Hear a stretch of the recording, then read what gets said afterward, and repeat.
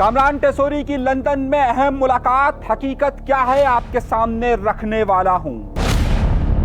MQM Pakistan और PTI का एक अहम राब्ता किस तरीके से हुआ, तफसीलात जरूर देखिएगा। और फिर आफाक अहमद के बाद एक अहम गिरफ्तारी हुई है। सिंध हुकूमत किस हवाले से परेशान हुई है, एक खातून पर क्या एतराजात किए गए हैं, ये सामने रखूंगा। गवर्नर सिंध के खिलाफ नारेबाजी किसने की और कहां पर की, और खालिद मकबूल सिद्दीकी ने बड़े अहम अहकामात किस हवाले से जारी किए हैं, ये भी आज के प्रोग्राम का हिस्सा होगा।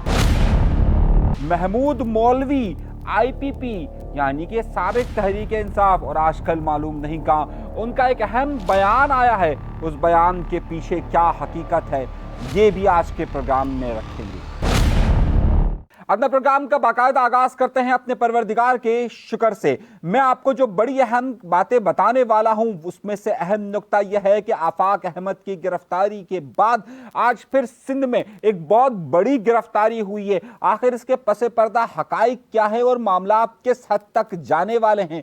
दूसरी तरफ कामरान टेसोरी के मुतालिक ये अफवाहें कि लंदन में वो बहुत बड़ी मुलाकात करने वाले हैं, और उस मुलाकातों का क्या हकीकत है, मेरी जादूगरनी लंदन से क्या बड़ी खबर लेकर आई है, इस पूरी तफसीलात को आपके सामने रखना बहुत ज्यादा जरूरी है।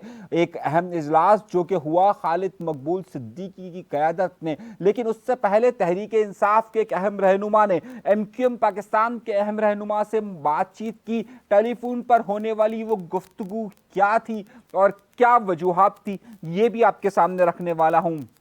एक खातून पर बड़ा एतराज़, लेकिन उन एतराज़ात के साथ साथ बड़ी अहम खबरें आज के प्रोग्राम में आखिर तक शामिल होंगी। दरख्वास्त आपसे यह है कि अगर आपने ये चैनल सब्सक्राइब नहीं किया तो डरिए मत, खौफ का शिकार मत होइए, और जादूगरनी के कहने पर चैनल को फौरन सब्सक्राइब कीजिए।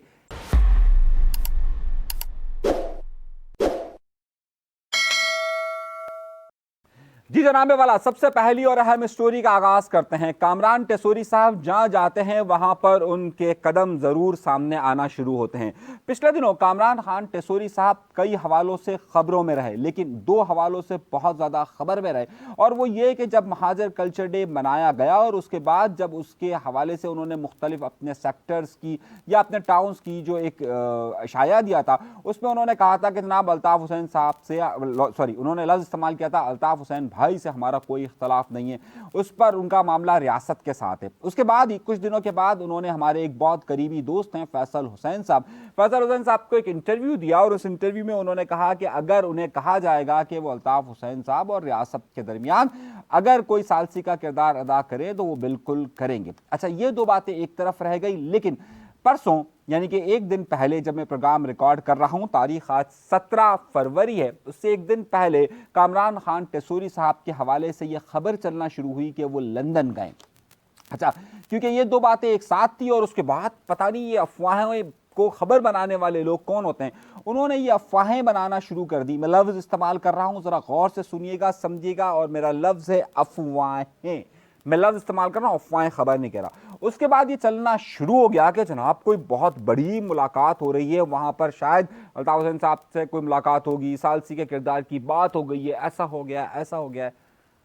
हमने जादूगरनी तोड़ाई, और जादूगरनी ने लाकर मुझे एग्जैक्ट खबर दी है कि खबर क्या हुई है। सबसे पहले आप इस बात पर तहलका मत मचाइएगा, हैरत ज़दा मत होइएगा, ताज्जुब का शिकार मत करिएगा, वो लंदन में नहीं है। कौन नहीं है लंदन में? कामरान टेसोरी साहब लंदन में मौजूद नहीं है। वो UK यानी बरतानिया में जरूर मौजूद है, बरतानिया का शहर लंदन, लेकिन वो लंदन में नहीं है, बल्कि वो लोचन में मौजूद है, और वहां का उन्होंने खिताब भी किया है। ये देखिए, 10 सेकंड का सुनिए, उसके बाद गुफ्तगू आगे बढ़ाते हैं। हमारे सफ़े सलार हाफिज आसिम मुनीर साहब, तो मैं तो हमेशा ये कहता हूं कि अगर कोई शख्स हाफिज कुरान है तो उसके दिल में कुरान मौजूद है। अगर आज वो पाकिस्तान की मईशत थ्रू SIFC या ऐसे बहुत सारे काम जिससे पाकिस्तान बेहतर हो सकता है, और अगर वो कर रहे हैं तो हमें उनकी तारीफ भी करनी चाहिए, उनका साथ भी देना चाहिए, सिर्फ पाकिस्तान के लिए। जी जनाब, आपने 10 सेकंड का क्लिप सुना।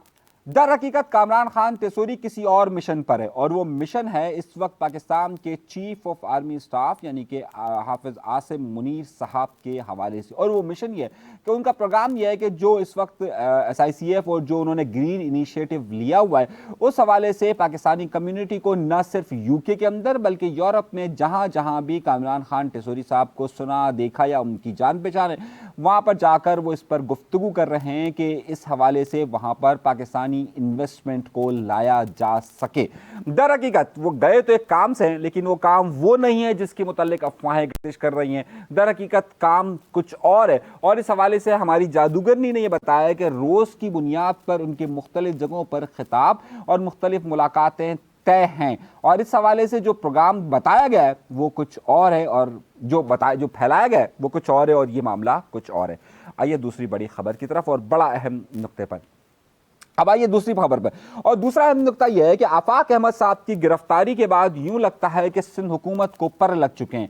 वो अपने हर उस मुखालिफ को गिरफ्तार करने पर तुली हुई है कि जो शायद उनके साथ उनके ताल्लुकात अच्छे ना हो। ये तासुर उभर रहा है।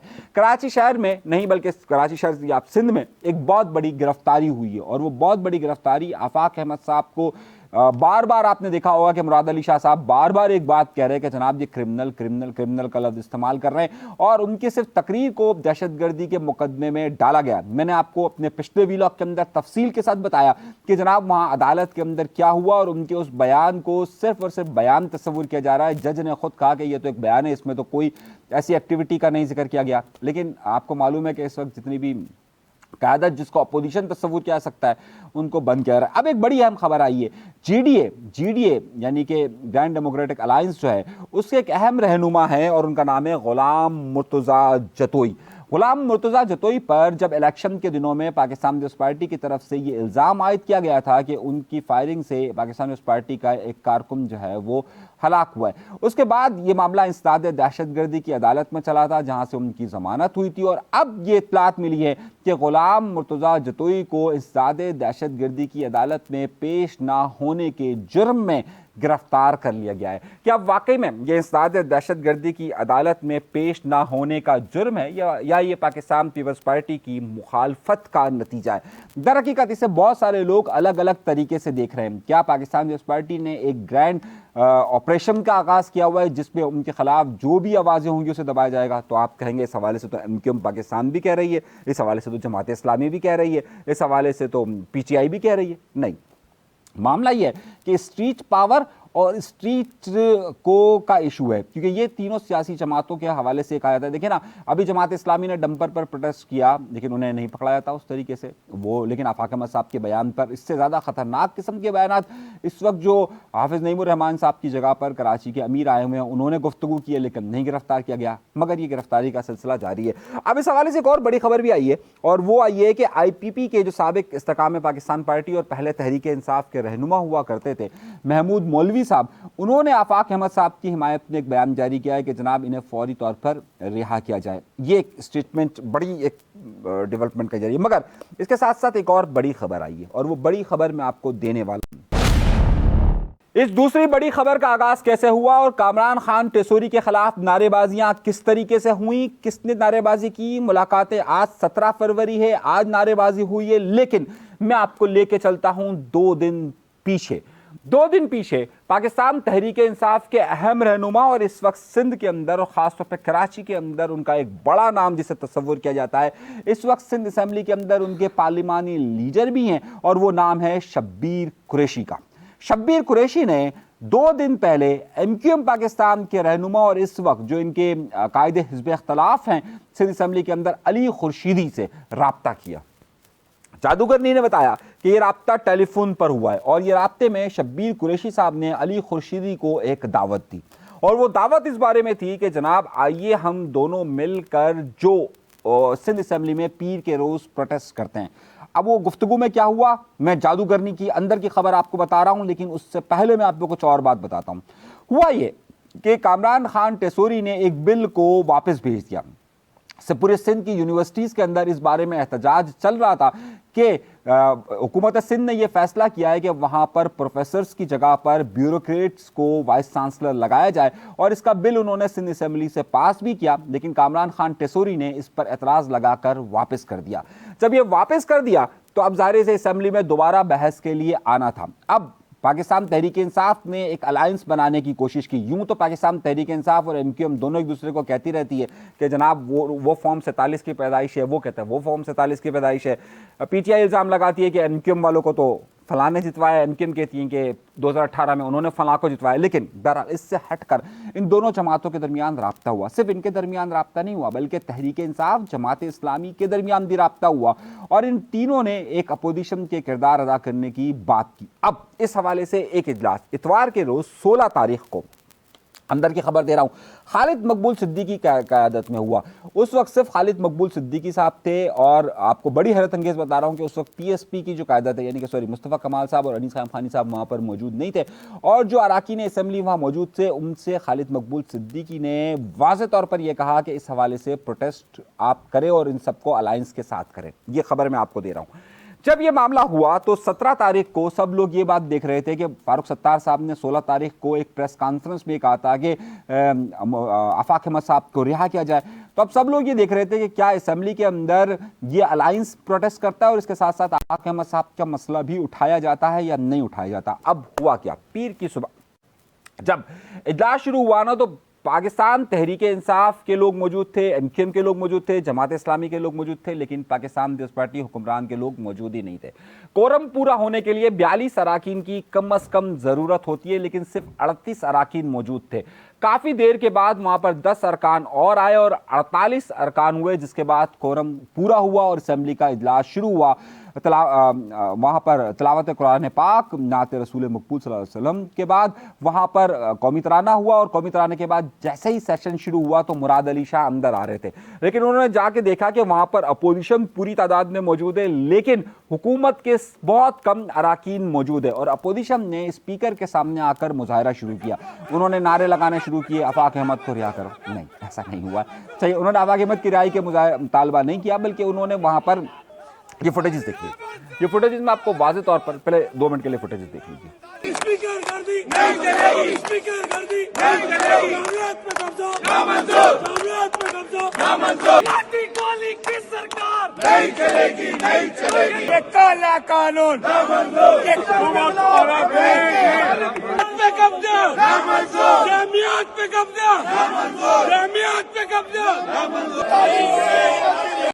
ये फुटेजेस एक्सक्लूसिव हमारे पास मौजूद थे और हमने वहाँ से हमारी जादूगरनी ने बनाए और फिर बहरहाल बहुत सारे लोगों ने चलाए। लेकिन खैर अब ये जो फुटेजेस हमारे पास मौजूद हैं, इसमें प्रोटेस्ट हो रहा है तहरीक इंसाफ और इनका। यहीं पर पाकिस्तान पीपल्स पार्टी के लोगों ने कामरान टेसोरी के खिलाफ भी नारे लगाना शुरू कर दिए। कामरान खान टेसोरी साहब, ये तक कहा जा रहा है कि एक बात ये भी आई थी कि एमक्यूएम की जो इस वक्त पार्लिमानी कमेटी जो पार्लिमान के मामला देखेगी, वो जो इनका नोटिफिकेशन आया उसके मुताबिक कामरान टेसोरी इस सारे मामला को देख रहे हैं। तो कामरान टेसोरी जब इस सारे मामला को देख रहे हैं तो और उन्होंने ही वहाँ से असेंबली के अंदर भी बिल को वापस भेजा है, तो उनके खिलाफ नारेबाजी शुरू हो गई। यहाँ पर काफ़ी देर ये प्रोटेस्ट होता रहा और प्रोटेस्ट के बाद मुराद अली शाह साहब ने जब ये देखा कि उनकी यहाँ पर अक्सरियत अकलियत में बदल चुकी है, यानी उनके लोग ही नहीं आए, तो वो चले गए। हैरतअंगेज़ तौर पर पाकिस्तान पीपल्स पार्टी के अराकीन असेंबली वहाँ पर गायब थे। कोई बिलावल भुट्टो ज़रदारी साहब का या कोई और पाकिस्तान पीपल्स पार्टी का इवेंट नहीं हो रहा, लेकिन असेंबली में पाकिस्तान पीपल्स पार्टी के अराकीन की कम तादाद बहुत सारी चीज़ों की निशानदेही करती है। तो अब वहाँ पर नारेबाजियाँ भी लगना शुरू हो गई। तो क्या ये मामला इसी तरीके से चलेगा? इन्होंने इनको सॉफ्ट वर्जन दिया है। खैर, एक खबर ये हो गई, जो मामला आज से कुछ साल पहले एमक्यूएम को दरपेश था, वही मामला इस वक्त तहरीक इंसाफ को दरपेश हो गया है। और मामला यह है कि तहरीक इंसाफ ये समझती है कि अब उनकी जमात के अंदर ज़्यादातर लोग प्लांटेड है। अब ये लफ्ज़ प्लांटेड का मतलब आप ये समझिए कि एमक्यूएम एक ज़माने में ये कहती थी कि जब एमक्यूएम का अल्ताफ़ हुसैन साहब के मामला ख़राब हुए थे तो उस वक्त कहा जाता था कि जो इनकी आला क़यादत है ये तमाम की तमाम कंप्रोमाइज़ है, प्लांटेड है और ये कहीं और से इशारे लेती। आजकल तहरीक इंसाफ भी इसी मामले में उलझी हुई है और तहरीक इंसाफ बार बार ये बात कह रही है कि जनाब उनके लोगों, उनके जो जिन लोगों को निकाल दिया गया था तहरीक इंसाफ से, वो ये कह रहे हैं कि जनाब तहरीक इंसाफ के अंदर इस वक्त बहुत ज़्यादा लोग प्लांटेड हैं। दूसरी बात, एक बड़ी अहम बात कही जा रही है। एक जगह पर मामला ये पेश आया है कि जनाब एक वक्त था कि जब MQM की क़यादत हुआ करती थी, यानी कि जब अल्ताफ़ हुसैन साहब लीड करते थे, तो मालूम नहीं होता था कि राब्ता कमेटी रहेगी या नहीं रहेगी, कौन किस ओहदे पर किस हद तक रहेगा या नहीं रहेगा। कोई शिकायत होती थी, उसके बाद राब्ता कमेटी के लोगों को हटा दिया जाता। आजकल सिमिलर मामला जो है वो इस वक्त तहरीक इंसाफ को दरपेश है। इस वक्त शेर अफजल मरवत साहब बार बार ये बात कह रहे हैं कि भाई किसी की भी PTI में कोई पक्की नौकरी नहीं है, यहाँ पर खान साहब की मर्जी होगी, यहाँ पर लोगों को निकाल दिया जाएगा, यहाँ पर वो इशारा करते हैं निकाल दिया जाएगा। सवाल ये बनता है, मैं आपको बड़ी खबर दे रहा हूँ, मेरी बात को गौर से समझिएगा, मैं ये दो मुआवजे कर कर आपको एक बड़ी चीज़ बताने की तरफ जा रहा हूँ। एक बात ये कि जनाब लोग प्लांटेड है, दूसरी बात ये कि एक ग्रोह का ये कहना कि जनाब उन्हें अब क़यादत पर एतबार नहीं रहा और वो क़यादत उनकी बात को नहीं सुन रही है। ये दो सिमिलर बातें MQM की साबका MQM से बहुत ज़्यादा मिलती हुई है। इस सारी सूरत हाल में हुआ क्या था? हुआ ये था कि जब अल्ताफ़ हुसैन साहब की तकरीर सामने आई तो फिर एक बड़ा ग्रोह उनसे अलहदा हो गया और उन्होंने पार्टी पर कब्जा कर लिया या पार्टी उनकी तरह से हो गई। तो क्या तहरीक इंसाफ के अंदर जो बात इस वक्त फैसल वावड़ा कहा करते थे कि इस तरह की सूरत हाल पैदा हो चुकी है और उससे क्या कोई नया ब्लॉक सामने आने वाला है? जादूगरनी ने क्या खबर दी है? जादूगरनी ये कह रही है कि एक दो ग्रुप्स ऐसे हैं, मैं आपको बहुत वाज़ेह जादूगरनी की मैं आपको बहुत पक्की खबर दे रहा हूँ, बहुत पक्की खबर दे रहा हूँ। ये जो लोग इस वक्त MNAs भी हैं जो थोड़े से आगे पीछे हुए हैं, इनका राब्ता एक और अलायंस के साथ हुआ है। अलायंस का वर्ड इस्तेमाल कर रहा हूँ, अलायंस, और कुछ नए उभरते हुए सियासी ग्रुपों के साथ हुआ है जिन्होंने इनको कहा है कि जनाब इस ग्रुप पर हाथ हम रख देते हैं और इन प्लांटेड लोगों को हमें गोद दे दीजिए। मैं आपको खबर दे रहा हूं, मेरे पास पक्की इतला है, राब्तों की इतला भी है और चीज़ें भी हैं, और बाकायदा जादूगरनी ने यह दावा किया है कि बिल्कुल सेम सिचुएशन होने वाली है तहरीक इंसाफ के साथ अगले चंद अरसे के अंदर कि जनाब वो ये कहने वाले हैं कि भाई वहाँ तो जो लोग हैं वो इस वक्त वो पता नहीं किस तरीके से बात करते हैं, हमें तो उनकी बात समझ में नहीं आती है।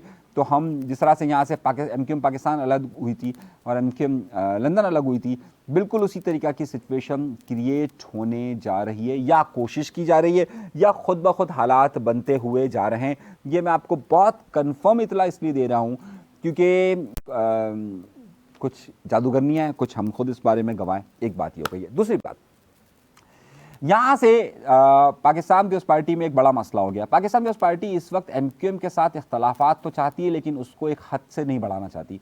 पाकिस्तान पीपल्स पार्टी इस वक्त पाकिस्तान मुस्लिम लीग नून के साथ इख्तलाफ तो करना चाहती है लेकिन एक हद से ज़्यादा नहीं बढ़ना चाहती।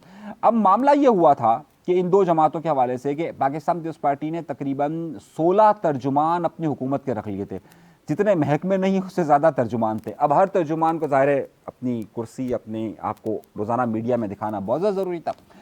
उसमें खातून है, नाम बता सकता हूँ मैं, और वो खातून MQM से आई है यहाँ पर, और उस खातून के हवाले से ये बात कही जा रही थी कि जनाब वो तो बस इंतज़ार में होती है, यहाँ पंजाब गवर्नमेंट से या MQM से कोई बयान आता है वो फ़ौरन बयान दाग देती है और फिर TV चैनल से कहा जाता है फ़ौरन इस बयान को चलाया जाए।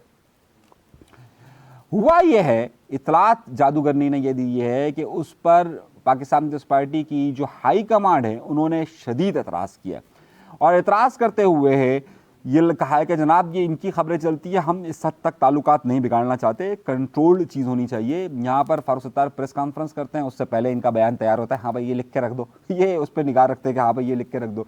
यहाँ पंजाब की तर्जुमान बयान देती है, यहाँ पर ये बयान फ़ौरन का जारी हो जाता है और फिर कहा जाता है कि चलाओ, जिससे पाकिस्तान पीपल्स पार्टी के ताल्लुकात MQM पाकिस्तान से एक हद तक वो जाना चाहते हैं, पंजाब गवर्नमेंट से एक हद तक जाना चाहते हैं। तो उस हवाले से उन तर्जुमानों को रोक दिया गया है। अच्छा, ये इतलात हमारे पास भी मौजूद थी, हमने उन तर्जुमानों से रब्ता करने की कोशिश की, ख़ास तौर पर उस खातून से कि जिसके मुतल्लिक ये बड़ा बात कही जा रही थी कि जनाब उनके बड़े पर्सनल रिलेशंस इस्तेमाल हो रहे हैं, PR इस्तेमाल हो रहे हैं, लेकिन खातून ने हमारा फ़ोन उठाने से इनकार कर दिया क्योंकि शायद उन्हें मालूम था कि हमारा सवाल यही होगा। तो अब पाकिस्तान पीपल्स पार्टी क्या करना चाह रही है और किस तरीके से कंट्रोल मीडिया पॉलिसी अपनी रखना चाहती है, उसमें काफ़ी खिंचतानी के बाद अब ये फैसला हुआ है कि भाई फ़लाँ चुप रहे, फ़लाँ रहे, बल्कि सबको चुप करवा दिया गया। और अब शजीना मेमन साहब जो कुछ अरसे से बैक पे गए थे अब दोबारा से फ्रंट पर आना शुरू हो जाएंगे। सो अभी तक के लिए इतना ही। अगर आपने चैनल सब्सक्राइब नहीं किया तो सब्सक्राइब ज़रूर कीजिए। मज़ीद बड़ी खबरें, मज़ीद तफसीलात आपको हम आगाह रखेंगे, जो भी इसमें सारी सूरत हाल होगी हम आपको बताते रहेंगे। अभी तक के लिए इजाज़त दीजिए, अल्लाह ने के बाद।